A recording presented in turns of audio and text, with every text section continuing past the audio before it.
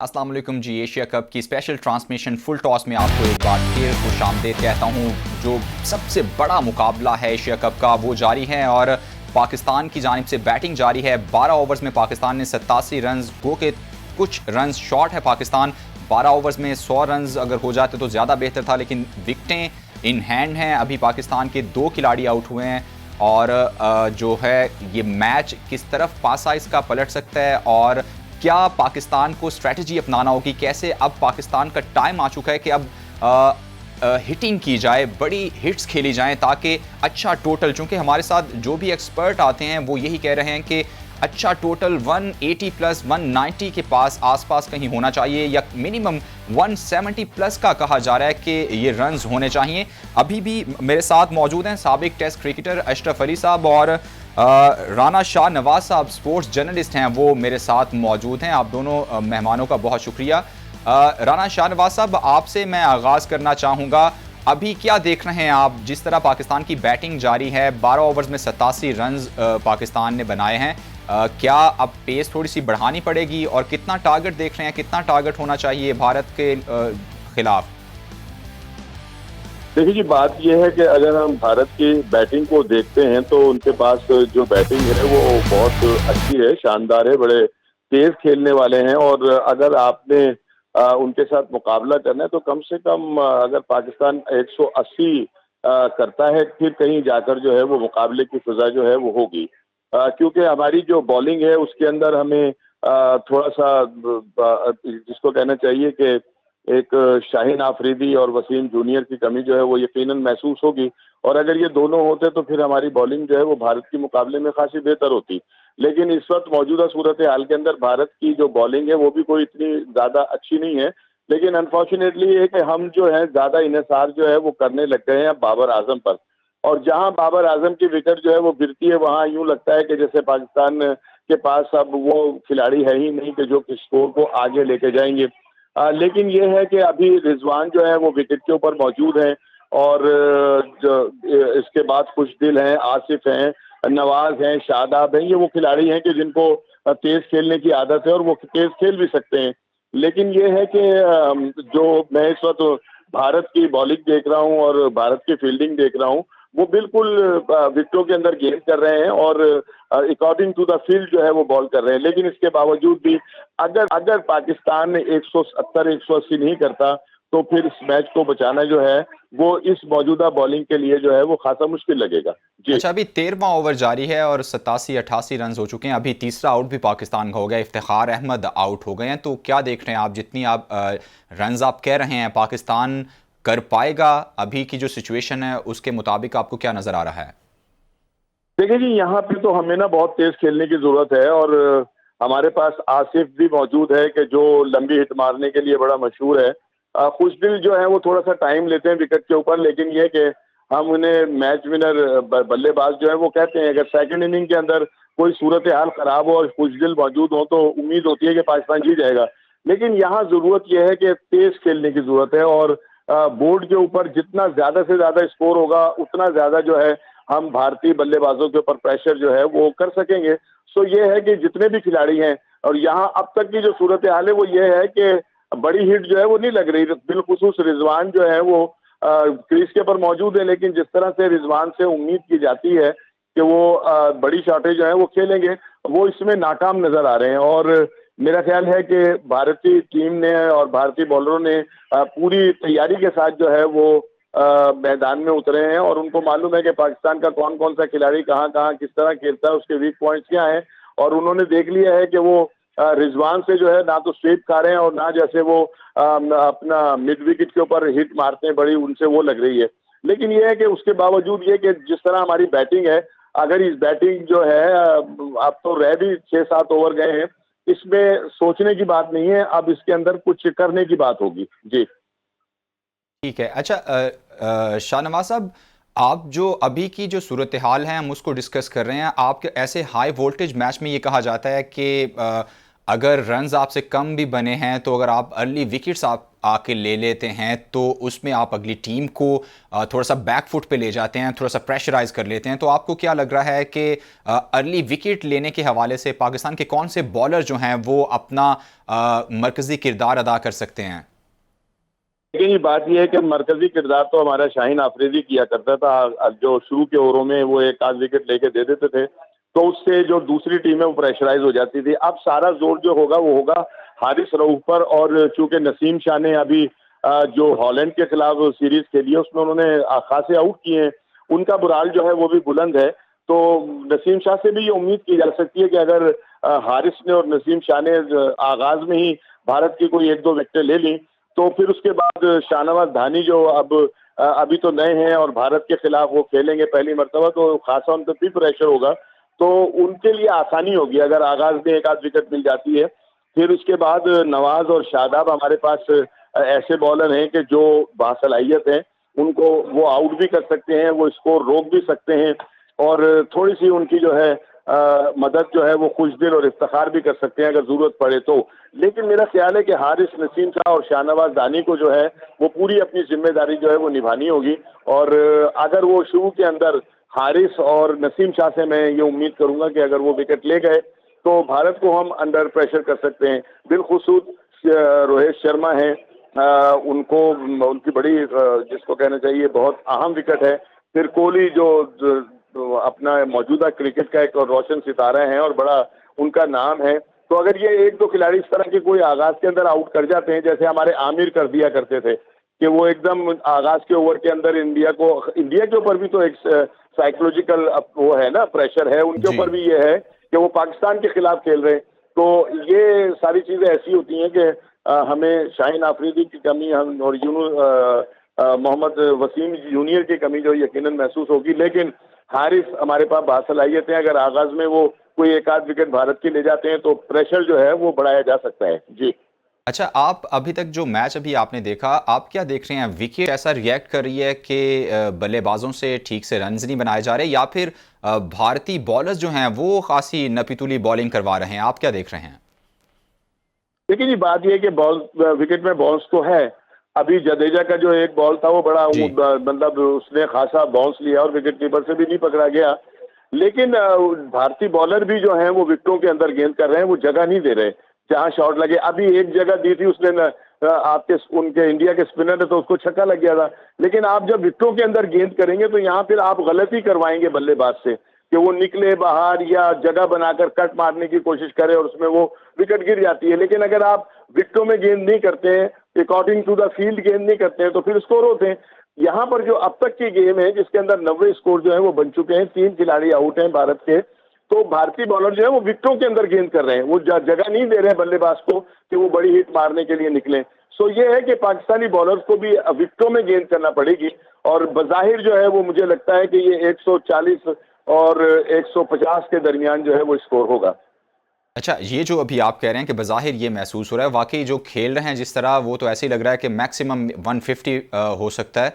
तो आप क्या देख रहे हैं, 150 रन्स पाकिस्तान डिफेंड कर लेगा? देखिए जी, 150 होते हैं तो यकीनन प्रेशर पाकिस्तान के बॉलर के ऊपर होगा। और जैसा कि मैं बार बार एक बात कह रहा हूं कि जो हमारा जो मैन वेपन है वो है शाहीन आफरीदी, अनफॉर्चुनेटली वो नहीं है। तो पाकिस्तान के जो अब बॉलर हैं, हारिस रऊफ है, वो भी मतलब 150 के करीब आउट कर चुके हैं इसमें T20 के अंदर। तो हारिस रऊफ हमारे पास एक आजमूदा कार है।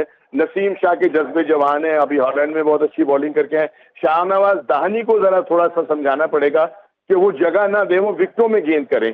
तो अगर शाहनवाज दानी जो है विकेटों के अंदर गेंद करता है तो ऐसी बात नहीं है कि हम भारत को जो है वो हरा ना सकें। अभी अभी गुज़िश्ता सालों के अंदर हमने भारत को 2 मरतबा जो है हराया है, और पाकिस्तान टीम के अंदर इतनी एबिलिटी है कि वो भारत की इस बैटिंग को जो है वो आउट कर सकती है, कोई ऐसी बुरी बात नहीं।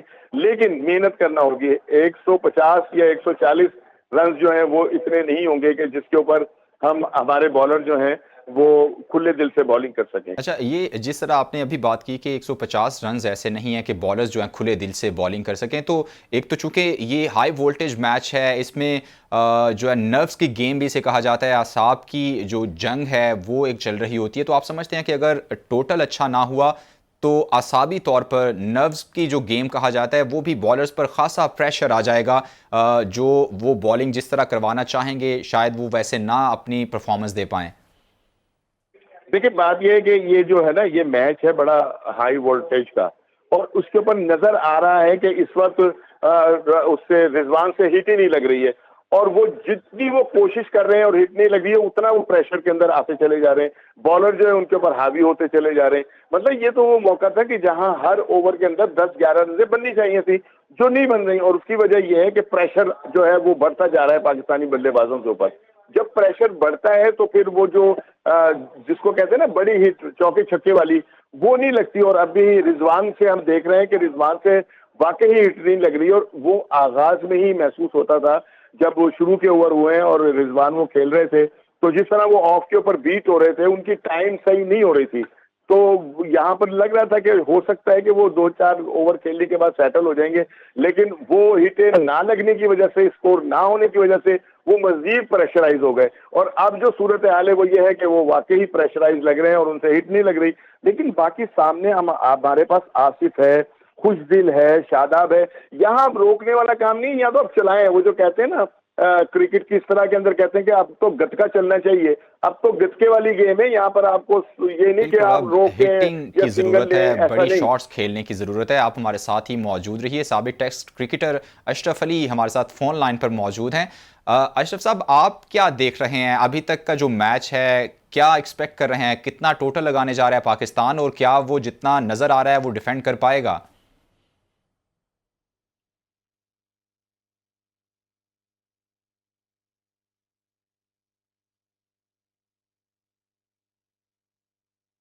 वहाँ लाजो आते हैं कि प्रेशर में है, और वो क्या नाम है जिस तक खेल रहे हैं बिल्कुल ठीक खेल रहे हैं, क्योंकि ऊपर नीचे 3 विकेट्स आउट हो चुकी हैं जिसकी वजह से प्रेशर में है।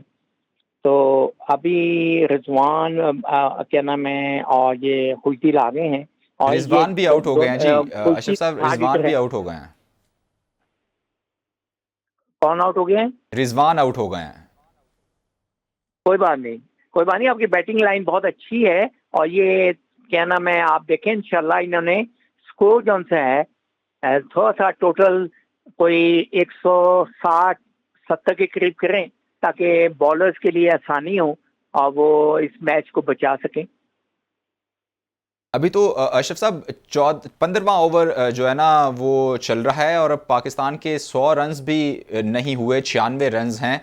तो आपको लग रहा है कि 160-70 जो आप फिगर कह रहे हैं, 165-60 इतना हो सकेगा? अब जो बैटिंग लाइन है ना, जो जो भी अब बैट्समैन आ रहा है वो सब हार्ड हिटर हैं आपके। तो इंशाल्लाह मुझे उम्मीद है इन जितने जो भी बैट्समैन आ रहे हैं ये सब हार्ड हिटर हैं, और आप देखें कि एकदम ये मैच को चेंज करेंगे। और अगर रन ये कर जाते हैं 160-70, तो वो अच्छा मैच होगा, क्योंकि जब इंडिया और पाकिस्तान के मैच होते हैं बहुत प्रेशर वाले मैच होते हैं। तो इस प्रेशर वाले मैच में कभी भी वन साइडेड मैच नहीं होते, तो बड़े क्लोज होते हैं ये दोनों मैचेस। इंडिया और पाकिस्तान के लाजिम बात है, इतना अच्छा कंपटीशन होता है, पूरी दुनिया के लोग देख रहे होते हैं। आप देखें कल मैच श्रीलंका और उसका क्या नाम है इसका हुआ है, क्या नाम है अफगानिस्तान का, क्या क्राउड था, कोई भी क्राउड नहीं था, लेकिन आप देखें कितने लोग आए हुए हैं, बिल्कुल फुल पैक है हाउसफुल स्टेडियम। ऐसे ही। तो अच्छा अशरफ मुझे अल्लाह साहब, की साथ हालिया जो पिछले कुछ माजी में अगर देखें तो जो हमने भारतीय बल्लेबाजों को, जो हमारे लेफ्ट हैंड पेसर थे, उन्होंने आते साथ ही वो विकटें चटका लिया करते थे। तो इस दफ़ा जो हमारे पास कोई लेफ्ट हैंड पेसर नहीं, अनफॉर्चुनेटली शाहीन शाह अफरीदी जो कि हमारे लीडिंग विकेट टेकर बॉलर थे वो अनफिट हैं। तो आप समझते हैं कि इसका फ़ायदा भारत को आज हो सकता है और पाकिस्तान को नुकसान हो सकता है? लाजमी बात है, अफरीदी बहुत अच्छी बॉलिंग कर रहे थे और उनका बहुत प्रेशर था इंडिया के ऊपर। इत्तेफाक की बात है, ये पाकिस्तान की बदकिस्मती कह लीजिए कि वो नहीं खेले आज का मैच, वरना उनके बैट्समैनों, इंडिया के बैट्समैनों के ऊपर बहुत प्रेशर होता उनका, और वो बड़ा सोच समझ के पहले 4-5 ओवर उनकी खेलते। तो लिहाजा अभी उसकी वजह से लाजमी बात है उनके ऊपर इतना प्रेशर नहीं होगा, लेकिन उसके बावजूद हमारे बॉलर्स बहुत अच्छे हैं और इंशाल्लाह वो परफॉर्म करेंगे। हमारे पास नसीम शाह है, हमारे पास दानी है, जो कि मेरे ख्याल में इंडिया के खिलाफ फर्स्ट टाइम खेलेंगे, और नसीम शाह भी फर्स्ट टाइम खेलेंगे, लेकिन दोनों फॉर्म में हैं, तो उम्मीद है कि ये अच्छी बॉलिंग करेंगे। सही है अशरफ साहब, आप हमारे साथ ही मौजूद रहिएगा। शाहनवाज साहब, मैं आपकी तरफ आना चाहूँगा। जिस तरह अशरफ साहब कह रहे हैं कि 160 रन्स भी अगर हो जाते हैं, चूंकि हाई वोल्टेज मैच है, नर्व्स की गेम होती है, तो हम डिफेंड कर सकते हैं। आप समझते हैं कि 160 रन्स काफ़ी होंगे, डिफेंडेबल हैं?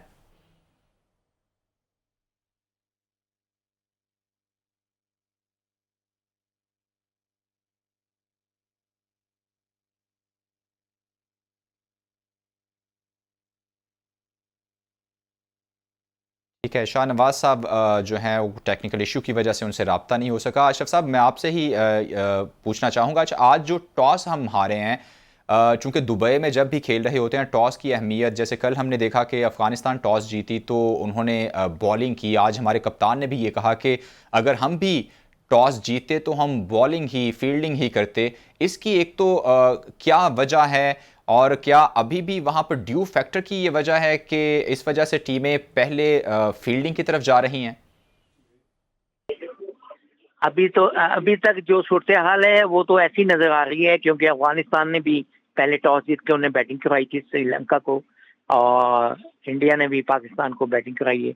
लाजमी आता है थोड़ा सा एडवांटेज है उन्हें ड्यूब की वजह से, तो लेकिन थोड़ी सी लंबी पार्टनरशिप हो जाती है ओपनिंग, तो आपको फिर वो जो टाइम होता है ना, थोड़ा सा नए बॉल का जो टाइम होता है, हल्का हिल रहा होता है बॉल, तो वो अगर टाइम थोड़ा सा सरवाइव कर जाते तो मेरे ख्याल में अच्छा स्कोर हो सकता था।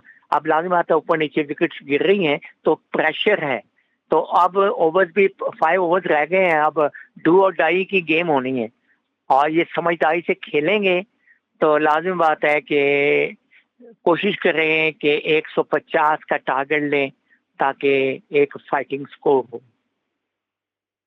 आखिरी जब हमने अशरफ साहब मैच पाकिस्तान खेला में जो भारत के साथ, तो पाकिस्तान को 152 रन्स का हदफ मिला था, जो बासानी पाकिस्तान ने चेस कर लिया था। तो आप समझते हैं इसी ग्राउंड में ये मैच हुआ था, आप समझते हैं कि 150 155 पाकिस्तान के लिए कुछ सूदमंद रहेगा, या डिफेंड कर सकता है पाकिस्तान?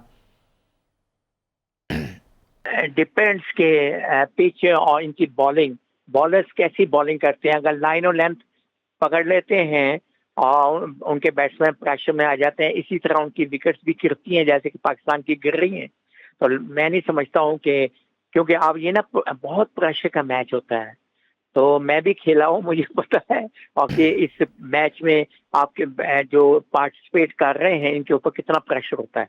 तो जो भी प्लेयर्स इधर जो भी इसको क्या नाम है, आप यूँ समझ लें कि जो अपने हवास कायम रखेगा ना, वो क्या नाम है कायम रहेगी टीम, और वो ही जीत सकती है।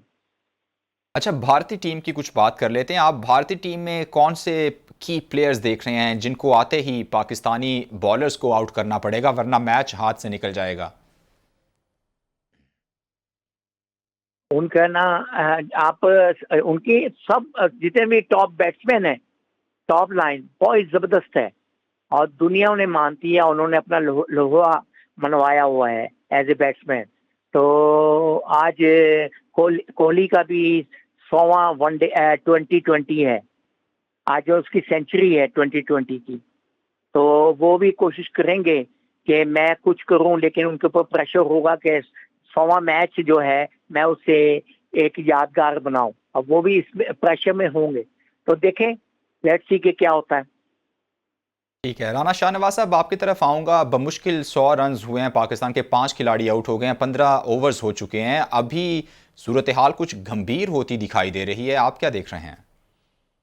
ये सूरत हाल गंभीर होते नजर नहीं आ रही, बल्कि सूरत हाल गंभीर हो गई है। 4 ओवर बाकी रह गए हैं। अगर आप इसमें बहुत भी 10 की एवरेज से भी खेलते हैं तो 140 होते हैं, और 140 जो है वो भारत के लिए कोई इतना मुश्किल नहीं है। हाँ, जैसा कि है, आज वो सेंचुरी कर रहा है, दुनिया का बेहतरीन बल्लेबाज जो है, उसका 100वां मैच है कोहली का, तो प्रेशर तो उनके ऊपर आज के मैच का भी है कि पाकिस्तान के साथ है। दूसरा ये कि प्रेशर उनके ऊपर वैसे ही बहुत है कि उनसे रनजें नहीं हो रही। अभी तो वो टीम के अंदर वापस आए हैं, वो पहले तो टीम से बाहर ही हो गए थे, लेकिन उसके बावजूद भी ये टीम बहुत बड़ी टीम है भारत की। राहुल है, और कोहली है, यादव है, जडेजा है, पांड्या है, रोहित शर्मा है। ये इतनी बड़ी बैटिंग है कि इनके लिए 140 जो है 150 करना कोई मुश्किल नहीं है। लेकिन जैसे अशरफ भाई अभी कह रहे थे कि अगर हमारे बॉलरों ने भी विकेटों में गेंद की और अकॉर्डिंग टू द फील्ड गेंद की और सोच समझ के गेंद की, तो ये स्कोर जो है ये उनके लिए भी वो कोई इतना तरने वाला साबित नहीं होगा। लेकिन पहले तो मसला ये है कि अब ये स्कोर 150 भी होता है, ये नहीं होता है। असल तो सूरत हाल ये है कि अब जो मुझे नजर आ रहा है वो यही है कि बड़ी हिट लग नहीं रही है और 4 ओवरों के अंदर पाकिस्तान टीम क्या कर लेगी, बताइए। बिल्कुल, इस वक्त बिल्कुल आपने बजा कहा कि गंभीर हो नहीं रही सूरत हाल, गंभीर काफ़ी ज़्यादा हो चुकी है। पाकिस्तान को अगर मैच खेलना जीतना है तो फिर मिनिमम आपको 160 150 प्लस रन्स करने होंगे, वो भी आके फिर बॉलर्स पर ज़्यादा जिम्मेदारी आ जाएगी कि आते साथियों ने विकटें लेनी पड़ेंगी। शाहनवाज साहब, आप क्या समझते हैं कि कौन से जो खिलाड़ी हैं उनके जो की प्लेयर्स जिसे कहा जाता है टीम के, उनको जल्द अज जल्द आउट करना ज़रूरी होगा? चूंकि जैसे आप भी कह रहे हैं कि बज़ाहिर यही नज़र आ रहा है कि 140 145 150 होंगे तो सारा प्रेशर तो बॉलर्स पे आ जाएगा फिर। देखिए जी, बात यह है, रोहित शर्मा जो है वो बिलाशुबा जो है वो एक बहुत बड़ा टैलेंटेड प्लेयर है और वो हर सूरत हाल के अंदर अपनी जो जेन्युइन गेम है ना, जो ओरिजिनल गेम है, वही खेलता है। दूसरी बात यह कि अब दूसरा नाम है विराट कोहली, वो भी बहुत बड़ा नाम है, ठीक है ना, दुनिया क्रिकेट का एक बहुत, जिसको कहना चाहिए कि सुपरस्टार है। ये फिर राहुल है, फिर इसके बाद यादव है, सरिया कुमार यादव। ये सारे बल्लेबाज ऐसे हैं कि जो तवातुर के साथ रज्जे कर रहे हैं। तो इनमें से बात वही है कि अगर आगाज के अंदर फौरन एक दो विकेटें जो है वो गिरती है तो फिर प्रेशर जो है वो इंडिया पर आएगा। लेकिन इसके बावजूद भी अगर तो 150 से कम स्कोर होता है, ठीक है ना, 160 से कम स्कोर होता है, तो फिर पाकिस्तान को मैच बचाने के लिए बहुत मुश्किलात का सामना करना पड़ेगा। और मेरा ख्याल है कि हम हमेशा दुआओं से ही जीतते हैं।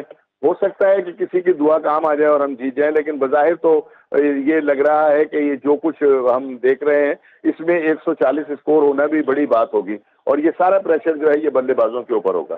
जी ठीक है, सारा प्रेशर जो है वो बॉलर्स पे आ जाएगा। अशरफ साहब, मैं आपकी तरफ आना चाहूँगा। जब आप भी मतलब क्रिकेट, जैसे आप कह रहे हैं कि आपने भी क्रिकेट खेली हुई है, साबिक टेस्ट क्रिकेटर हैं आप, तो मैदान में कैसा माहौल होता है ऐसे मैचेस में?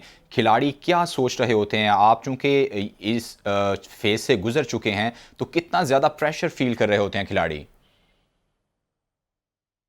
अच्छा, खेलने वाले जो प्लेयर्स होते हैं ना, उनके वो तो यूज टू होते हैं, उनके ऊपर प्रेशर तो होता है, लेकिन एज सच ऐसा नहीं होता जो हम बाहर बैठे हुए लोग सोच रहे होते हैं कि ये यूं हो जाएगा, यूं हो जाएगा। वो गेम को गेम लेते हैं, ठीक है। तो मेरा ख्याल है कि क्या नाम है, जो ड्रेसिंग रूम में है, इसको माहौल को ठंडा करने के लिए, क्योंकि बहुत ही प्रेशर वाला माहौल बना हुआ होता है, तो जो कोच हैं, हेड कोच जो होंगे वहां पे बैठे हुए, लाजमी बात है, और जो मैनेजमेंट है वो जो है प्लेयर्स को समझा रही होती है, इसको प्रेशर रिलीफ करने की कोशिश कर रही होती है।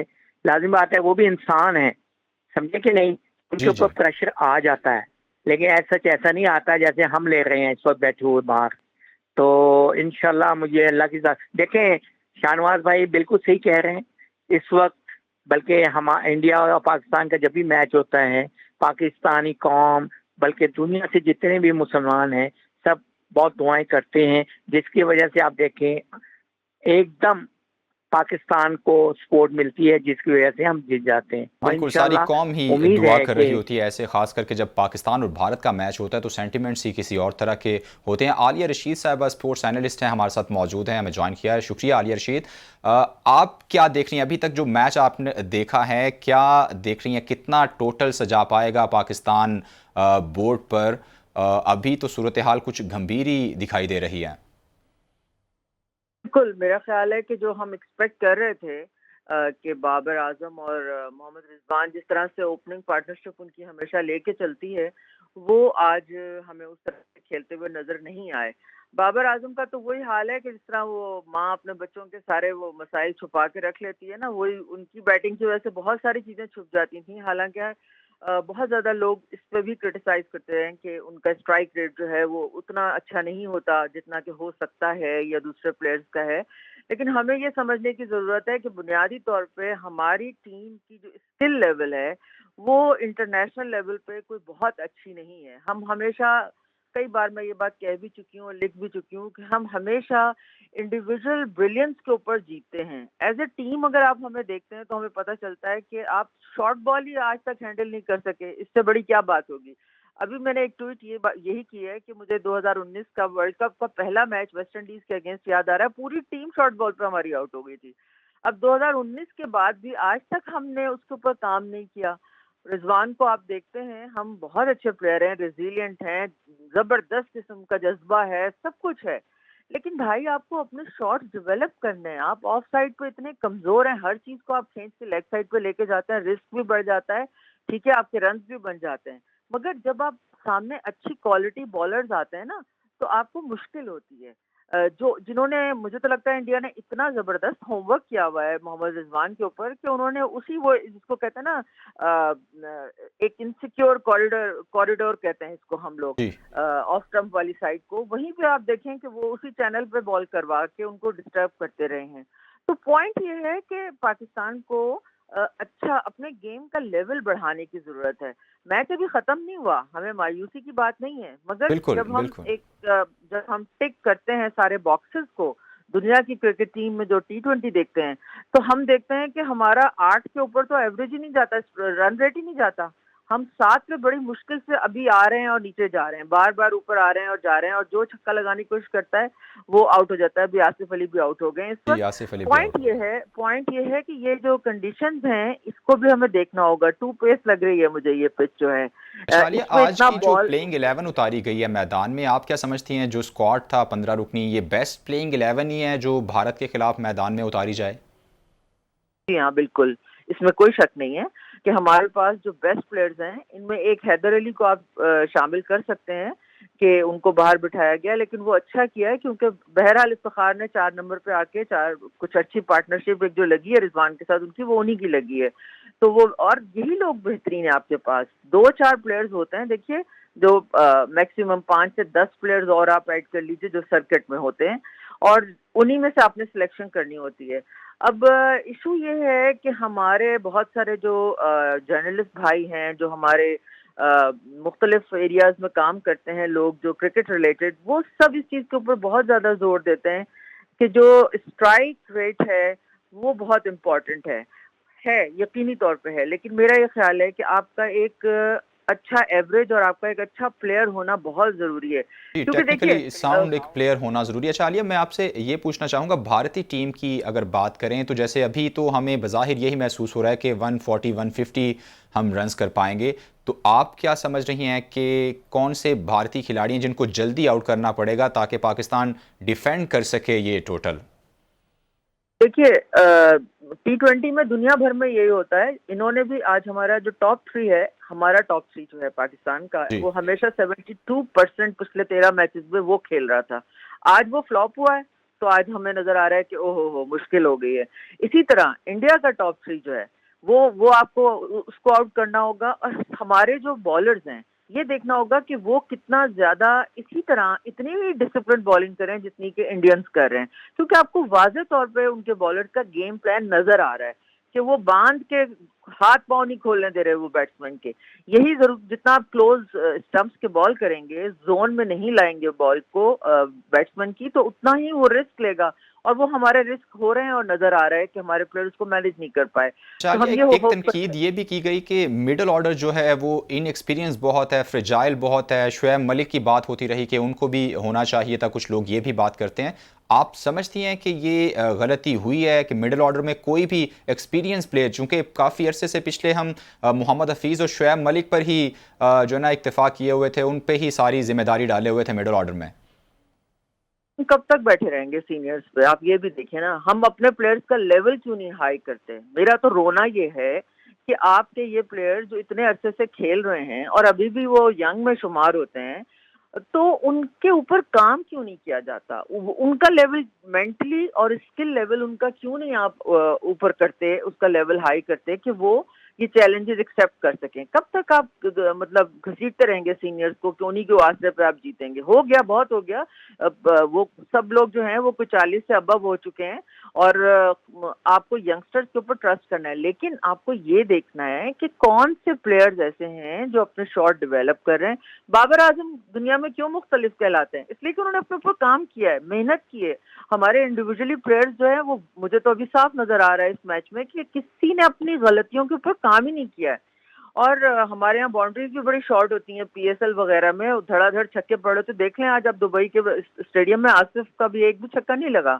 ठीक है, तो ये सारी चीजें, मगर इसके साथ साथ ये जहन में रखना चाहिए व्यूअर्स को भी कि ये जो पिच है इस पे बैटिंग इतनी आसान नहीं हो रही है। तो ये अब हम देखेंगे। ऊपर से नसीम शाह भी पहला मैच खेल रहे हैं, हमारे जो बॉलर्स हैं वो थोड़ा कम एक्सपीरियंस हैं। ये तो आलिया, मैं आपसे यही सवाल पूछना चाहूँगा कि पिच के हवाले से पिच कैसे रिएक्ट करिए? आप ये समझ रही हैं कि विकेट भी कुछ रिएक्ट करिए, या फिर जो भारतीय बॉलर्स हैं वो इतनी नपी-तुली बॉलिंग करवा रहे हैं कि पाकिस्तानियों से खेला नहीं जा रहा? और इस पिच पे पाकिस्तानी कौन से बॉलर्स हैं, कौन से स्पिनर्स हैं जिनका किरदार जो है अहम हो सकता है?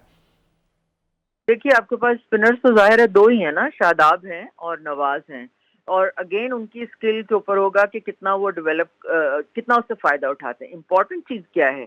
इंपॉर्टेंट चीज जो पिच के हवाले से मुझे लग रही है वो ये है कि देखिए, साइकोलॉजिकली मुझे लग रहा है कि पाकिस्तान टीम ने यूए की पिच समझते हुए और उसको ड्राई पिच समझते हुए ये नहीं देख पाए, जज नहीं कर पाए कि इसको थोड़ा बाउंस और मूवमेंट मिल रही है। बाउंस देखे ना, बॉल इतना ऊंचा हो रहा है कि विकेट कीपर इंडिया का जो है वो उछल के पकड़ रहा है। तो अब उसके लिए आपको बैकफुट पर जाके शॉट खेलना होता है। यही तो सारा होमवर्क होता है जो स्किल के हम रो रहे हैं इतनी देर से। तो पॉइंट ये है कि वहां पे गड़बड़ हो रही है। अच्छा बैट्समैन होगा, उसको कोई मुश्किल नहीं होगी, ठीक है, मुश्किल डालनी होती है बॉलर ने। और अब हमें देखना पड़ेगा कि हमारे बॉलर जो हैं वो किस तरह इंगेज रखते हैं, किस तरह ऊपर से अगर हमें नई बॉल से 2-3 विकेटें मिल जाती हैं। मगर ये भी ध्यान में रखें कि इंडिया का मिडिल ओवर जो है, मिडिल ऑर्डर जो है वो टॉप ऑर्डर से ज्यादा अच्छा है। तो उनके पास नीचे तक बैटिंग है। ये पांड्या जो है ये खुद अकेले मैच को फिनिश कर सकते हैं। ठीक है, बहुत शुक्रिया। आलिया रशीद साहबा स्पोर्ट्स एनालिस्ट हैं, और अशरफ अली साबिक टेस्ट क्रिकेटर हमारे साथ मौजूद थे, और राना शाह नवाज साहब हमारे साथ मौजूद थे। आप तीनों मेहमानों का बहुत शुक्रिया। बज़ाहिर इस वक्त पाकिस्तानी टीम जो है वो मुश्किलात का शिकार दिखाई दे रही है, और ऐसे ही लग रहा है कि हमेशा की तरह पाकिस्तानी बॉलर्स पर सारी जिम्मेदारी आयद हो जाएगी कि वो इस छोटे से टोटल को, जो कि 7 आउट हो चुके हैं, 114 रन्स हैं सिर्फ, तो अभी बज़ाहिर ऐसे महसूस हो रहा है कि मैक्सिमम 140 रन्स होंगे जो कि आसानी से चेज़ हो सकते हैं। लेकिन ये बॉलर की अब जिम्मेदारी होगी कि वो कैसी बॉलिंग करते हैं, राइट जो बॉलिंग की जाए, ऐसी जगहों पे बॉलिंग की जाए जिन पे भारतीय बैटर्स को फंसाया जा सके, उन्हें आउट किया जा सके। अभी के लिए मुझे इजाज़त दीजिए। अल्लाह हाफ़िज़।